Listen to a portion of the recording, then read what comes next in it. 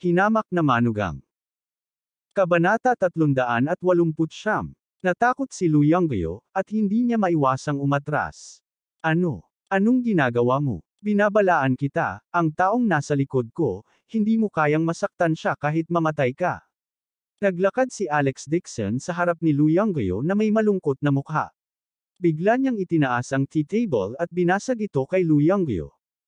Sa sobrang takot ni Lu Yonggyo ay mabilis niyang hinayla ang kanyang assistant at hamarang sa kanyang harapan. Boom! May malakas na tunog. Nabasag si Lu Yonggyo sa lupa, at nagsimulang yumangay ang kanyang ulo. Isang malakas na tunog ang narinig. Parang nabali ang lahat ng buto sa kanyang katawan. Sobrang sakit ang naramdaman niya kaya nagdilim ang paningin niya, at halos himatayan siya. Ang kanyang katulong, na hinawakan niya bilang isang kalasag, ay ang kanyang ulo ay nabasag na parang pakwan. Hindi man lang siya nakagawa ng ingay bago siya bumagsak sa lupa at nawala ng hininga. Ang matibay na mahogany coffee table ay nagkapira-piraso at naging mga pira-piraso. Malamig na nakatayo doon si Alex Dixon at sinabing mapagpakumbaba, kung makakaalis ka sa lugar na ito ng buhay, magpapasa ako ng mensahe sa taong nasa likod mo at sasabihin ko sa kanya na pumunta siya at hanapin ako. Ngunit ang mamamatay sa huli ay hindi ako. Ang kanyang buong katawan ay puno ng layuning pagpatay, at may mga mantsa ng dugo sa kanyang mukha. Si Lu Yonggyo ay nagulat at natakot, at ang kanyang puso at lakas ng loob ay nadurog lahat. Humiga siya sa lupa at sabi habang nanginginig, "Ikaw. Inimbestigahan mo ako. Saka dapat mong malaman na sa likod ko ay may isang taong hindi mo kayang masaktan." Umisi si Alex Dixon at sarkastikong sinabi, "You can't afford to offend me." Isa lang siyang langgam. Hindi man lang niya inilagay si Dixon yulong sa kanyang mga mata. Paano siya matatakot kay Dixon Rong? Nagulat din si Jane Lewes. Hindi pa siya nakakita ng ganitong nakakatakot na Alex Dixon.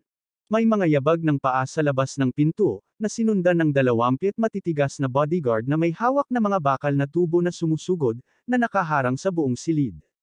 Nang makita ito ni Lu Yonggyo, agad siyang natuwa at sumigaw ng malakas, "Bilisan mo, hawakan mo ang batang ito. Gusto ko siyang personal na putulin at aipakin sa mga aso." Ito ang gusali ng Jiang family. Ang mga bodyguard na ito ang mga taong hiniling niya kay Jiang Shuaimang. Lahat sila ay mga bodyguard ng Jiang family. Nang makita nila ang sitwasyon, agad na naglabas ng kanilang mga armas ang 20 o higit pang bodyguard. Ang mga itim na muzzle ay nakatutok kay Alex Dixon mula sa lahat ng direksyon. Dahan-daang lumingon si Alex Dixon at sinulyapan ang karamihan. Hindi nagbago ang ekspresyon niya. Laking gulat ni Jane Lewes na namutla ang kanyang mukha. Sumigaw siya, "Huwag gawin ito." Kinagat ni Lu Yonggyo ang kanyang mga ngipin at tinakpan ang kanyang dumudugong ulo. Tumayo siya at tumakbo papunta sa bodyguard. "Alex Dixon, papagalitin kita. Ngayon, kahit 3 ang ulo at 6 na braso mo, hindi ka makakatakas. Ngayon, maghihiganti ako para sa Lu family." Duguan ang mga mata niya. Lumapit siya sa gilid ng isa sa mga bodyguard, hinawakan ito, at mabangis na hinayla ang gatilyo kay Alex Dixon. Sa isang matalim na tunog, lumabas ang bala mula sa bar aisles. Si Alex Dixon ay hindi makaiwas sa oras, at ang kanyang puso ay tinusok. Napaiyak si Jane Lewes sa kawalan ng pag-asa. Si Lu Yonggyo ay tumawa ng malakas, at ang kanyang mapagmataas na tawa ay umalangaw sa silid na parang baliw. "Ha ha ha, Alex Dixon, pagkatapos mong mamatay, sisirain ko ang bangkay mo at ipapakain sa mga aso. Papatayin ko rin ang asawa at biyenan mo." Ibinagsak ni Jane Lewes ang sarili sa lupa at umiyak ng malakas. Sa sandaling ito, ang hindi gumagalaw na si Alex Dixon ay biglang nag-angat ng ulo at nanunuya, "Di ba sabi ko noon? Ang namatay sa huli ay tiyak na hindi ako." Biglang tumigil ang tawa ni Lu Yonggyo, at agad siyang natigilan. Nagulat din ang grupo ng mga bodyguard hanggang sa namamanhid ang kanilang anit, at bakas sa mukha nila ang takot. Sa ilang nakakatakot na tingin, kumilos si Alex Dixon na parang walang nangyari. Yumuko siya at pinulot ang isang bala ng bakal mula sa lupa, at sarkastikong sinabi, "Sa tingin mo ba ay makakasakit sa akin ang bagay na ito?" Ang ganitong uri ng ordinaryong bala ng metal ay isang nakamamatay na sandata para sa mga ordinaryong tao, ngunit para sa kanya, para siyang binasag ng maliit na bato. Matagal na siyang pumasok sa yugto ng foundation establishment at kayang kontrolin ang espiritu ng enerhiya sa loob ng kanyang katawan upang bumuo ng isang hadlang sa paligid ng kanyang katawan. Ito ay hindi masusugatan at maging ang bala ng bakal ay hindi makalusot dito at direktang bumagsak sa lupa. Kung talagang gusto siyang saktan ni Lu Yonggyo, kailangan niyang itaboy ang tangke. Gayunpaman, limitado lamang ito sa bahagyang pananakit sa kanya. Namumutla ang grupo ng mga bodyguard habang nakatingin kay Alex Dixon sa takot. Ang ilan sa kanila ay nagsimulang manginig. Sino ba talaga ang taong ito? Siya ay hindi masusugatan sa mga espada at sibat. Namutla ang mukha ni Lu Yonggyo, at napabuntong hininga siya sa takot. Hindi siya makapaniwala sa nangyayari sa harapan niya. Paano ito naging posible? Halimaw ba itong si Dixon? Puno pa rin ng luha ang mukha ni Jane Lewis. Sa sobrang gulat niya ay hindi siya makapagsalita.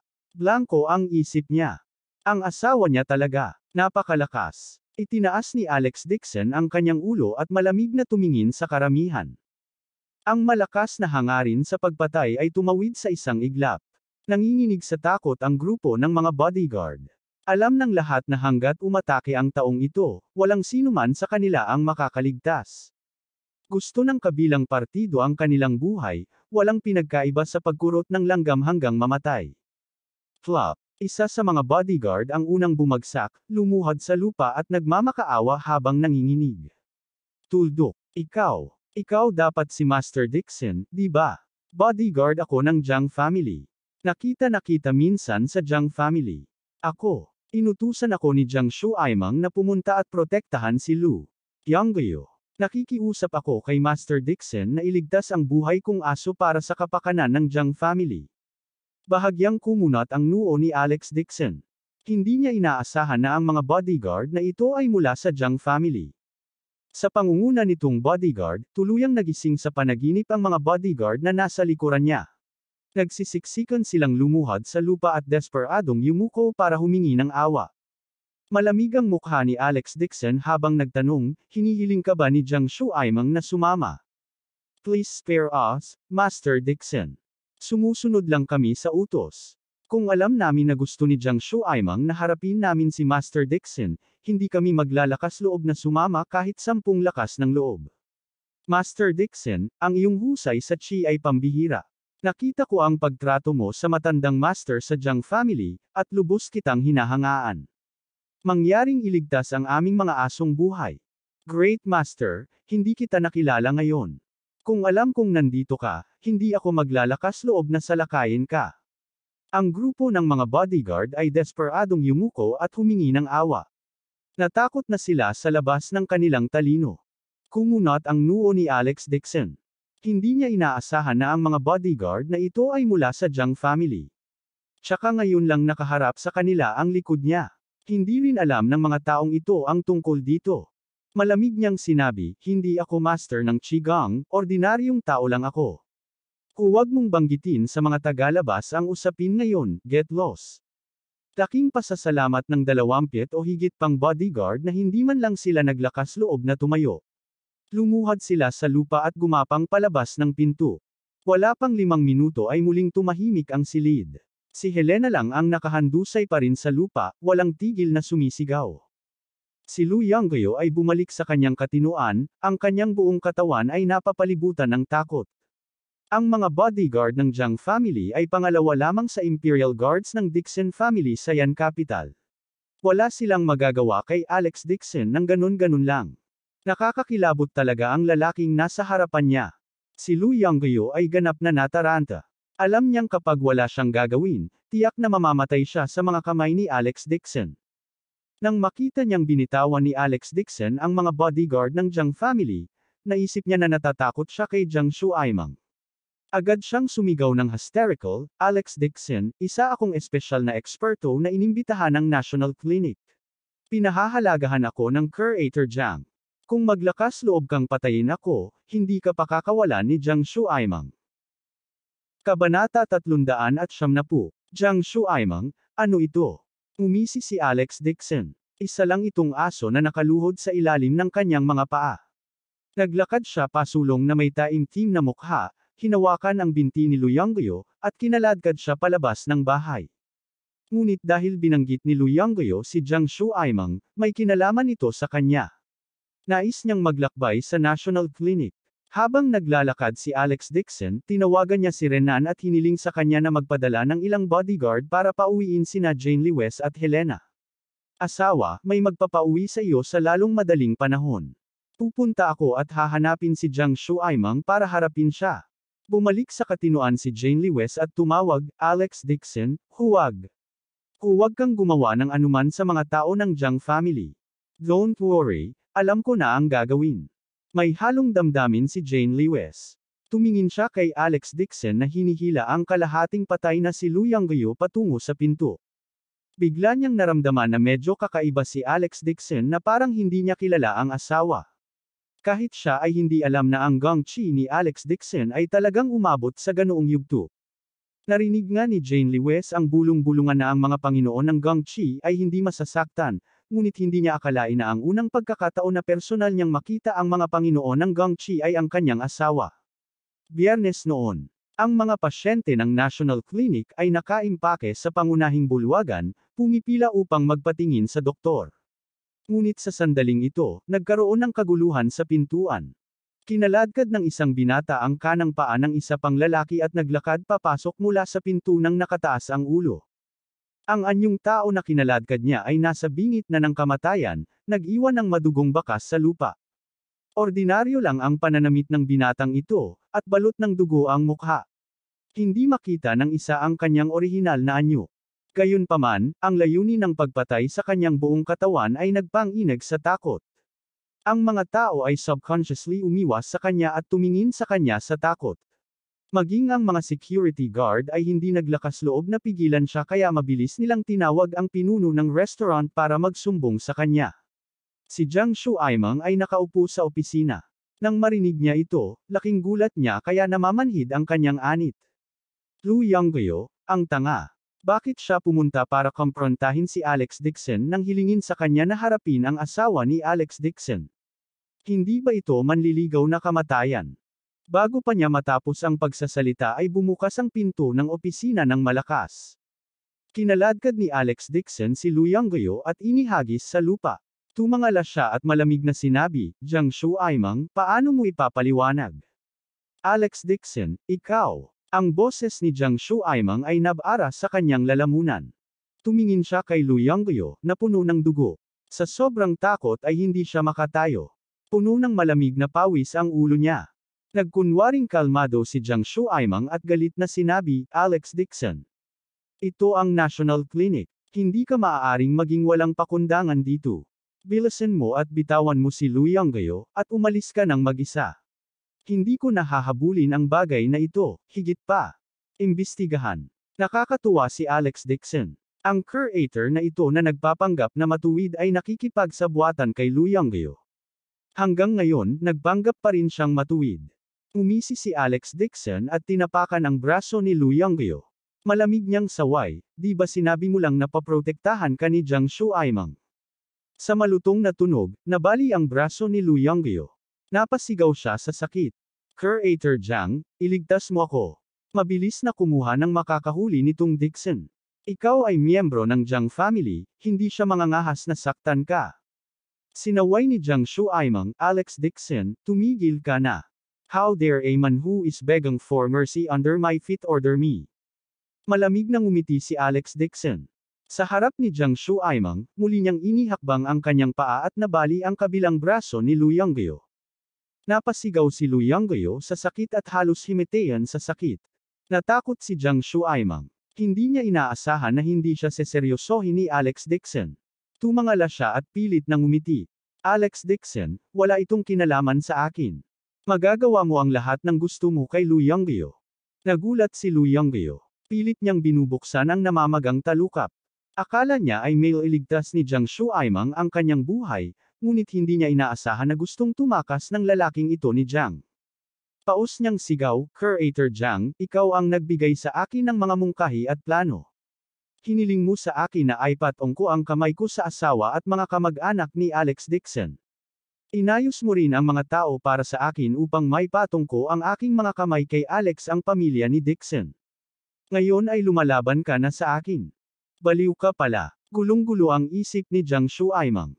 Agad siyang sumigaw ng galit, ako ang direktor ng National Clinic. Kailan ko pa nasabi ang mga ganoong bagay? Ngayong tinanggal ko na ang iyong pagkakakilanlan bilang isang eksperto, hindi ka na miyembro ng National Clinic. Galit na galit si Lu Yongguo na malapit nang sumabog ang kanyang baga. Ginamit siya ng lalaking ito na may apelyidong Jiang bilang sandata, at itinapon lang niya ito pagkatapos gamitin. Jiang Shuaimang, walang hiya kang aso. Si Jiang Shuaimang ay pawis na pawis. Itinapon niya si Lu Yongguo, pagkatapos ay itinaas ang kanyang ulo at sinabi kay Alex Dixon, ikaw. Huwag kang pumunta rito. Ako ang ika-4 na tiyo ni Jiang Handong, iligtas kita.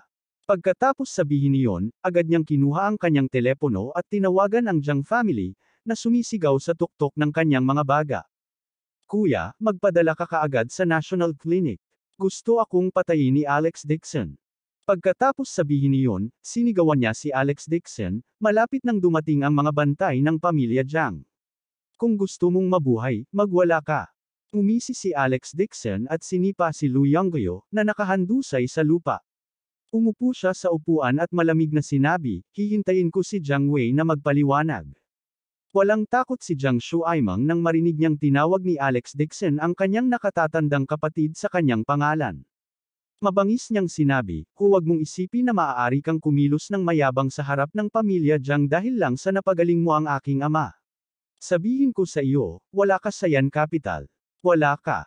Ganoon ba? Nagtaas ng kilay si Alex Dixon at nag-cross legs. Pagkatapos ay tinawag niya ang Imperial Guards ng pamilya Dixon at sinabing walang pakialam. Magpadala ka ng mga lalaki. Kailangan ko sila. Mag-ingat ka sa pagiging low profile. Huwag masyadong palakihin tulad noong nakaraan. Huwag gumamit ng fighter jet, huwag mo ring gamitin ang motorcade. Magpadala lang ng 100, sapat na ang mga tao. Nang marinig ang tawag ni Alex Dixon, hindi napigilan ni Jiang Shuaimang na matawa. Alex Dixon, sa tingin mo ba ay bagay ka?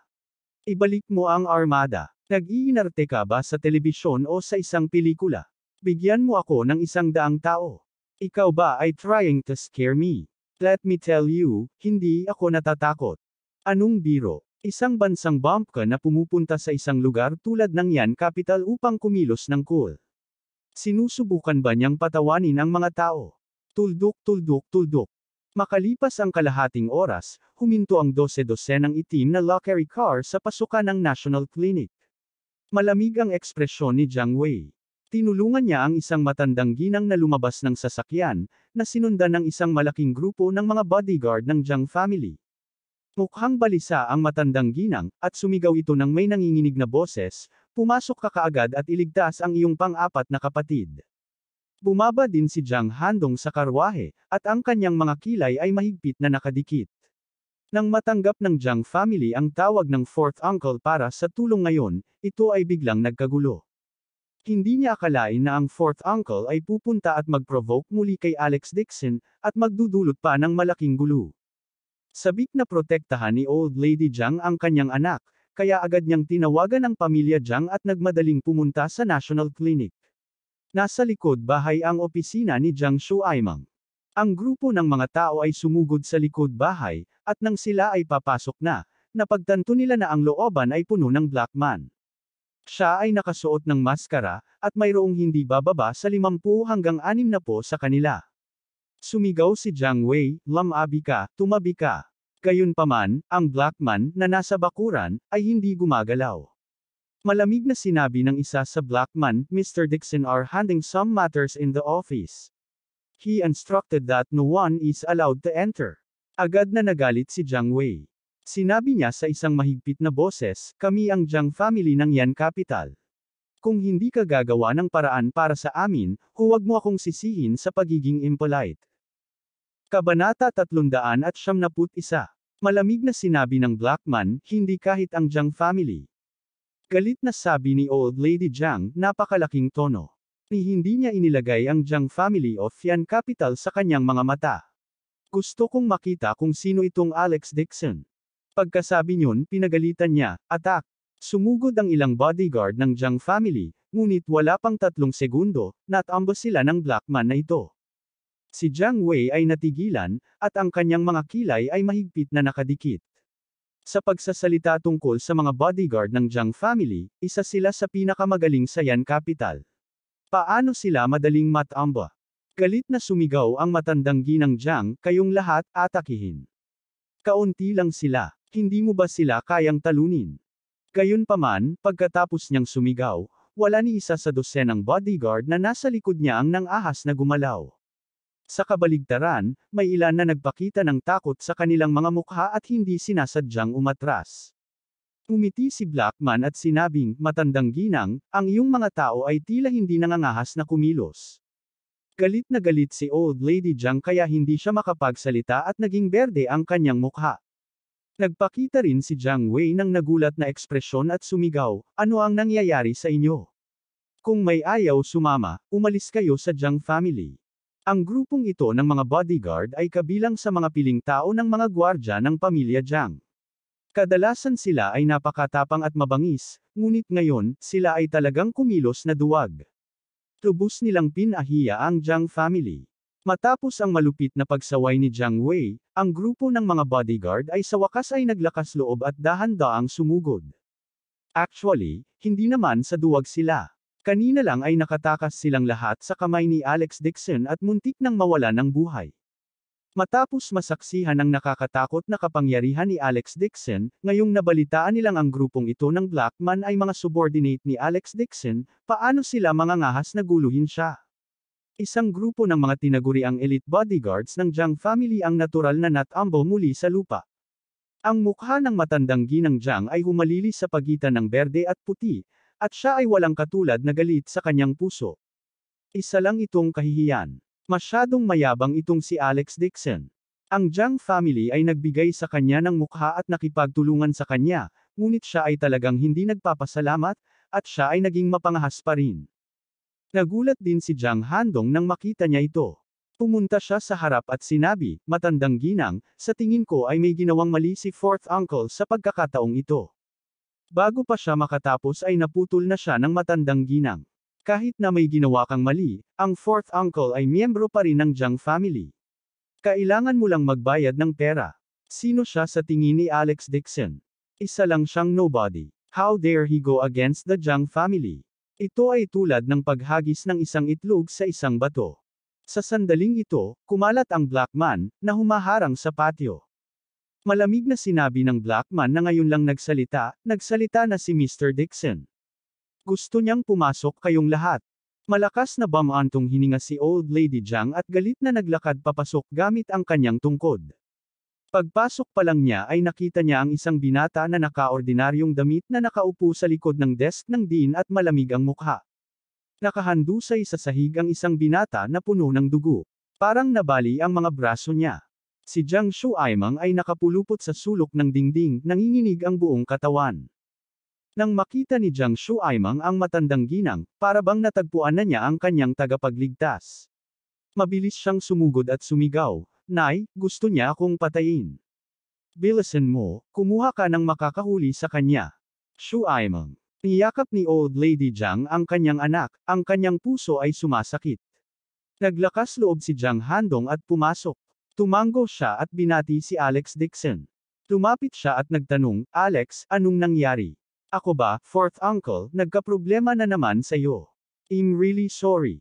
Nang makitang dumating din si Jiang Handong, at ang kanyang ugali ay itinuturing na magalang, malamig na sinabi ni Alex Dixon, tanungin mo sila mismo. Sinulyapan ni Jiang Handong si Lu Yonggyo, at agad na hiniling sa bodyguard na kaladkarin siya pataas. Binigyan niya si Lu Yonggyo ng 2 malalakas na sampal para magising siya, at mahigpit siyang tinanong. Ang kanyang paggalang ay para lamang kay Alex Dixon. Walang pasensya si Jiang Handong para sa isang subordinate tulad ni Lu Yonggyo. Iniutos niya na isagawa ang interogasyon. Kailangan lang niyang iligtas ang kanyang hininga. Si Lu Yonggyo ay binugbog hanggang sa siya ay humagulgol na parang multo. Ipinagtapat niya ang lahat, sinabing inutusan siya ni Jiang Shuaimang na idroga ang asawa at biyenan ni Alex Dixon, at palihim na pinakilos ang mga bantay ng pamilya Jiang. Narinig ito ni Jiang Wei at nakaramdam ng pananakit ng ulo. Sa sobrang galit niya ay hindi siya makapagsalita. Naging berde rin ang mukha ni Jiang Handong. Hindi niya inaasahan na mapupuno ng tubig ang ulo ni fourth uncle. Inatake niya talaga ang pamilya ni Alex Dixon. Hindi man lang naisip ni fourth uncle. Sa hinaharap, kakailanganin pa rin ng Jiang's Pharmaceuticals na makipagtulungan kay Alex Dixon. Hindi ba ito magdudulot ng gulo para sa Jiang family? Gayunpaman, hindi inisip ni Old Lady Jiang na ito ay isang malaking bagay at sinabing, hindi ito isang malaking bagay. Sabihin mo sa akin, gaano karaming kabayaran ang gusto mo? Kayang-kaya ito ng ating Jiang family. Nakita ni Jiang Shuaimang na suportado siya ni Old Lady Jiang at nagkaroon din ng tiwala. Tinuwid niya ang kanyang likod at sinabing, Alex Dixon, sabihin mo lang sa akin kung gaano mo gusto. Nang makitang napaka-proteksyon ng Old Lady Jiang, mahinang sinabi ni Alex Dixon, gusto ko ang lahat ng ari-arian ng Jiang family. Gusto mo bang ibigay ito sa akin? Kung hindi, kukunin ko ang iyong buhay. Magkano ang halaga ng buhay ni Jiang Shuaimang? Ako bibigyan kita ng doble. Hinawakan ni Old Lady Jiang ang kanyang tungkod at galit na sinabi, Alex Dixon, yan capital ito. Huwag masyadong masungit. Bagamat ang ating Jiang family ay hindi pinuno ng 4 na malalaking pamilya, ito ay higit sa sapat na makitungo sa isang tulad mo. Umiti si Alex Dixon at sinabing, sino ang pinuno ng 4 na malalaking pamilya? Malamig na bamantong hininga si Old Lady Jiang at sinabing, syempre ito ang pamilya Dixon. Nang sabihin niya ito, biglang tumigas ang mukha niya at binantayan niya si Alex Dixon. Ikaw, ang iyong apelyido ay Dixon. Ikaw, ano ang iyong pagkakakilanlan? Mabilis na sinabi ni Jiang Shuaimang, Nay, Dixon ang kanyang apelyido, hindi mula sa pamilya Dixon. Kung hindi, sa kapangyarihan at impluensya ng pamilya Dixon, bakit kailangan niyang ibaba ang kanyang ulo at humingi ng kooperasyon ng pamilya Jiang? Hindi na nakayanan ni Jiang Handong at sinabing may malungkot na mukha, pang-apat na tiyo, hindi si Mr. Dixon ang gusto ng kooperasyon ng Jiang family, kundi ang Jiang family. Kung hindi mo maintindihan, huwag kang magsalita ng kalokohan. Galit na galit si Jiang Wei kaya naging berde ang mukha niya. Naglakad siya pasulong at sinampal ang mukha ni Jiang Shuaimang. Saway niya, ilang beses ko bang sasabihin sa'yo na huwag kang manggugulo sa labas? Lumuhad ka at humingi ng tawad kay Mr. Dixon ngayon na. Kuya, galit na sinabi ni Jiang Shuaimang, ano ang kalagayan ng pamilyang Jiang sa Yan Capital? Kailangan ba nating matakot kay Alex Dixon, isang hillbilly? At saka, gumaling na ang sakit ng matandang master. Hindi na natin kailangang magmakaawa sa kanya. Galit na galit si Jiang Wei na halos hindi na siya makahinga. Galit niyang sinabi, kung hindi ka luluhod at humingi ng tawad kay Mr. Dixon, umalis ka na sa Jiang family. Lahat ng credit card mo ay mapi-freeze. Pagkatapos sabihin niyon, buong tatag niyang sinabi sa matandang ginang, Nay, huwag mo nang idamay si Ling. Kasalanan niya ito. Malamig ding sinabi ni Jiang Handong, pang-apat na tiyo, hindi mo na talaga dapat ginawa sa pagkakataong ito. Nagalit si Jiang Shuaimang sa kanyang puso. Kinasusuklaman niya si Jiang Wei sa pagiging hindi makatwiran at kinasusuklaman din niya si Alex Dixon sa pagpilit sa kanya, ngunit wala siyang pagpipilian kundi ang kumagat ng bala at maglakad sa harap ni Alex Dixon. Lumuhad siya at sinabing may malungkot na mukha. Mr. Dixon, nagkamali ako. Nagmamadali ding lumapit si Jiang Wei at nakangiting sinabi, Mr. Dixon, hindi matino ang pang-apat kong kapatid. Muntik na siyang magdulot ng sakuna. Ako ang hindi napangasiwaan ng maayos ang kapatid ko. Patawarin mo sana ako, Mr. Dixon. The Jiang family is handang ibigay ang 10% ng shares ng National Medical Hall kay Mr. Dixon para pakalmayan siya. Please show mercy, Mr. Dixon. Tiyak na parurusahan ko si Jiang Shuaimang. Si Lu Yongguo, na nakahandusay sa lupa, ay labis na nagulat kaya ang kanyang mga pupil ay lumaki. 10% ng mga bahagi ng National Clinic ay nagkakahalaga ng higit sa 100 milyon. Higit pa rito, kahit si Jiang Wei ay humingi ng tawad kay Alex Dixon, at si Jiang Shuaimang ay nakaluhod sa harap ni Alex Dixon, inaamin ang kanyang pagkakamali. Anong uri ng pagkakakilanlan ang kailangan ni Alex Dixon upang maging ganito kataas? Kung maging ang Jiang family ay ganito, hindi ba siya mawawalan ng buhay?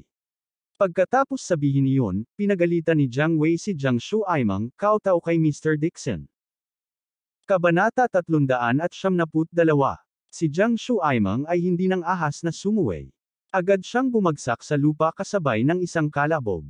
Nang malapit na ang kanyang ulo sa sahig, biglang iniunat ni Alex Dixon ang kanyang binti at sinipa si Jiang Shuaimang palayo sa harap ni Jiang Wei. Malamig niyang sinabi, "Boss Jiang, hindi na kailangang humingi ng tawad. Dalawa lang ang kondisyon ko. Ang isa ay patayin si Lu Yonggyo, at ang isa ay ang pilayin si Jiang Shuaimang. Para sa kapakanan ni Jiang Handong, ililibre ko ang buhay ni Jiang Shuaimang." "How dare you?" Sigaw ni Old Lady Jiang at pinandilatan siya. "Sino ka sa palagay mo? Paanong ang Jiang family ng Yan Capital ay isang taong maaari mong akyatin? Bibigyan kita ng 10 milyon, kunin mo at umalis ka dito." Malamig na haramf ni Alex Dixon at dahan-daang tumayo. "Dahil iyan ang kaso, kung gayon ang pakikipagtulungan sa pagitan namin ni Jiang ay kanselahin, at hinding-hindi ako makikipagtulungan sa hinaharap. Gayon din, ipinapayo ko sa iyo na magkaroon ng ilang higit pang pagkain kasama ang iyong anak.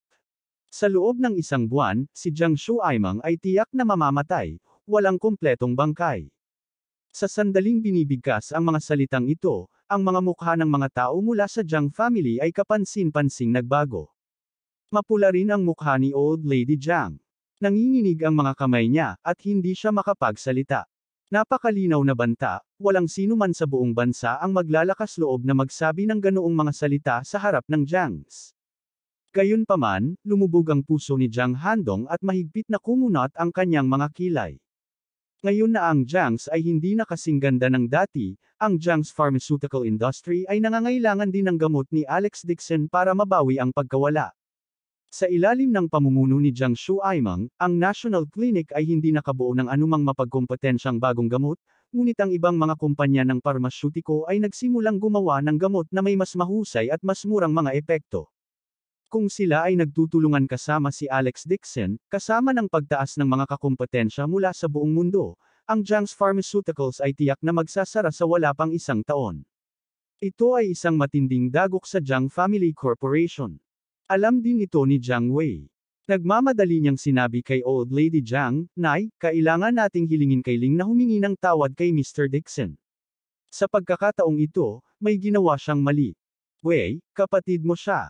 Ganyan ka lang tumutulong sa mga tagalabas." Galit na galit si Old Lady Jiang kaya ginamit niya ang sakle niya para suportahan ang lupa at galit na sinabi, "Bukod dito, ang batang ito ay isang bumpkin lang, ang Dixon family sa Yan Capital. Bakit kailangan mo siyang protektahan ng ganito?" Si Jiang Wei ay isang anak na anak. Karaniwang nakikinig siya sa mga salita ng kanyang ina, ngunit ngayong alam na niya ang kahalagahan ng bagay na ito, wala siyang ibang magagawa kundi ang kumagat ng bala at sabihing, "Nay, napakalayo na ni Ling. Sa pagkakataong ito, ako na ang gagawa, ang desisyon. Hindi mo kailangang mag-alala tungkol dito." Pagkatapos sabihin niyon, tumalikod siya at sinigawan si Jiang Shuaimang, "Tingnan mo ang ginawa mo. Bilang panganay na anak ni Jiang, tatanggalin ko ang iyong posisyon bilang pinuno ng National Clinic at babalik sa Jiang family para makulong ng kalahating oras, taon." "Ano? Kuya, gusto mong tanggalin ang posisyon ko bilang head ng National Clinic?" Agad na naging berde ang mukha ni Jiang Shuaimang. Nagmamadali siyang gumapang at niyakap ang binti ni Jiang Wei. "Kuya, huwag gawin ito. Ito ang titulong ipinagmamalaki niya. Gumastos siya ng maraming pera upang maging pinuno ng paaralan. Ngayong bigla itong inalis, magiging walang kwenta na siya sa Yan Capital mula ngayon." Sinipa siya ni Jiang Wei na may malungkot na mukha. Tumingon siya at magalang na yumuko kay Alex Dixon. "Mr. Dixon, totoo na hindi ako nagdinidisiplina ng mabuti at nagdulot ng gulo kay Mr. Dixon. Ngayon, inalis ko na ang posisyon ng unfilial son na ito sa National Clinic at binigyan ka ng 40% ng shares ng National Clinic. Gayon din, ang Jiang family ay may pampublikong humingi ng tawad kay Mr. Dixon sa buong Yan Capital. Sana ay maging maluwag si Mr. Dixon at bigyan ng pagkakataon si Jiang Shuaimang na magbukas ng bagong dahon." Malamig ang mukha ni Alex Dixon, at malamig niyang sinabi, "Hindi mo na kailangang sabihin pa. Binigyan ko na siya ng pagkakataon. Siya ang nanliligaw kay kamatayan." Flop. Lumuhad si Jiang Wei sa kanyang harapan at sinabing may luhang umaagos sa kanyang mukha, "Ako ang nabigong disiplinahin ang aking kapatid. Patawarin mo sana ako, Mr. Dixon." Nagulat ang karamihan. Maging si Jiang Handong ay natigilan. Lalong nagalit at nabalisa si Old Lady Jiang. Panay ang sigaw niya. Wei, paano ka luluhod sa kanya? Diretso na lumuhad si Jiang Wei at taimtim na yumuko kay Alex Dixon. Sabi niya, Ma, wala kang pakialam dito. Kasalanan ko kung hindi ako tinuruan ni Hipag. Nang makita ang kanyang ama na nakaluhod, si Jiang Handong ay walang pagpipilian kundi ang humakbang pasulong at lumuhad sa tabi ni Mr. Dixon. Ibinaba niya ang kanyang ulo at sinabing, Mr. Dixon, please forgive me. Ang isang malaking grupo ng mga tao mula sa Jiang family ay nagmamadali ring sumulong at lumuhad sa lupa. Ang ilang mahahalagang tao ng pamilya Jiang, maliban kay Old Lady Jiang, lahat ay lumuhad sa harap ni Alex Dixon. Marami pang ang nakaluhod sa likod nila. Napakatahimik ng mga tao na parang isang patay na katahimikan, at lahat sila ay walang katulad na pagkagulat. Nanginginig si Jiang Shuaimang habang nakaluhod sa tabi ni Alex Dixon. Sabi niya na may malungkot na mukha, Mr. Dixon, I know I was wrong. Sa puntong ito, naunawaan din niya ang kabigatan ng usapin. Imposibleng sugpuin si Alex Dixon sa pamamagitan lamang ng paglipat sa labas ng Jiang family. Sa sandaling ito, isang magandang figure ang tumakbo mula sa labas. Si Jiang Shuili iyon. Ngayon lang niya narinig ang tungkol sa bagay na ito. Hindi niya inaasahan na sa oras na makasagasa siya ay makikita niya ang kanyang ama at kuya na nakaluhod sa harap ni Alex Dixon at humihingi ng tawad. Siya ay labis na nagulat sa kanyang puso. Ngunit pagkatapos mag-isip sandali, mabilis pa rin siyang naglakad sa harap ni Alex Dixon at luluhod na sana. Bahagyang sumimangot si Alex Dixon at pinigilan si Jiang Shuili. Malamig niyang sabi, forget it. Ayaw niyang pabayaan si Jiang Shuaimang, ngunit ayaw din niyang magkaroon ng alitan sa pamilya Jiang. At least kaibigan niya sina Jiang Shuili at Jiang Handong. Salamat, Mr. Dixon. Nakahinga ng maluwag si Jiang Wei at pinagalitan si Jiang Shuaimang, lumuhad ka kay Dixon Alex. Sa pagkakataong ito, hindi nang ahas si Jiang Shuaimang na hanapin ang kamatayan. Mabilis siyang gumapang at magalang na yumuko ng 3 beses kay Alex Dixon. Galit na galit si Old Lady Jiang kaya namula ang mukha niya. Sumigaw siya, Away, bakit mo ginagawa ito sa isang walang pangalan na bata? Isa lang itong kahihiyan sa ating Jiang family. Mapait na ngumiti si Jiang Wei sa kanyang puso. Maaaring hindi ito makita ng iba, ngunit paanong hindi niya malalaman? Ang grupo lang ng Black Man sa labas ay hindi mukhang ordinaryong bodyguard.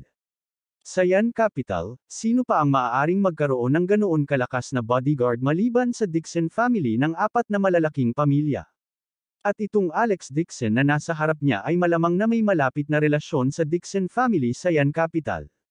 Marahil, siya pa rin ang maalamat na tagapagmana ng pamilya Dixon na matagal nang nawawala. Kung ang Jiang family ay naging kaaway ng Dixon family dahil kay Jiang Shuaimang, magiging mahirap para sa kanila na sumulong sa Yan Capital sa hinaharap, at maaaring hindi sila kasama sa kompetisyon. Ngayong tinanggal na ang National Clinic Chief ni Jiang Shuaimang, ayon sa seniority, dapat ay si Deputy Chief Lu Hongjian ang pumalit. Alex Dixon, salamat. Pulang-pula ang magandang mukha ni Jiang Shuili, nahihiya at nahihiya. Bulong niya kay Alex Dixon. Bahagyang tumango si Alex Dixon at tumingin kay Lu Yonggyo. Lu Yonggyo ay paralisado na sa takot. Sumulyap sa kanya ang malamig niyang mga mata at talagang lumuwag ang pantog niya. Isang malaking halaga ng mainit na ihi ang umagos mula sa kanyang ibabang bahagi ng katawan. Sa sandaling ito, isang tao ang biglang lumabas sa gilid at yumuko ng malalim patungo sa kanya. Kumunat ang noo ni Alex Dixon.